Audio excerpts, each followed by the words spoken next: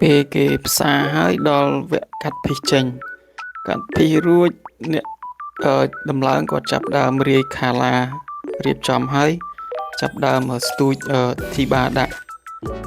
ស្ទូចបណ្ដើមានអ្នក sitting បណ្ដើលើកតាមលេខរៀងនីមួយហើយបើលើកខុសលេខគឺអត់ត្រូវទេព្រោះវាធីបាហ្នឹងវាកោងបន្ទាប់ពីលើកធីបាដាក់គ្រប់អស់គេចាប់ដើមលើក frame ដាក់ចំពោះ frame ត្រូវការ sitting យូរព្រោះថាframe មួយគឺវាធ្ងន់វាខ្ពស់អញ្ចឹងយើងអត់អាចដោះក្រែនបានចេញទេទោះពេលដែលយើង setting ហើយក៏ដោយក៏យើងត្រូវមានការ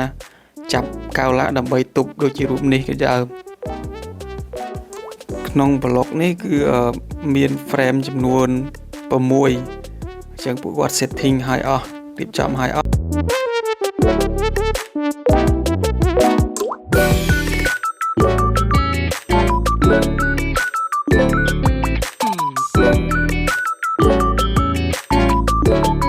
នៅសល់មួយចុងក្រោយគឺ frame តឹង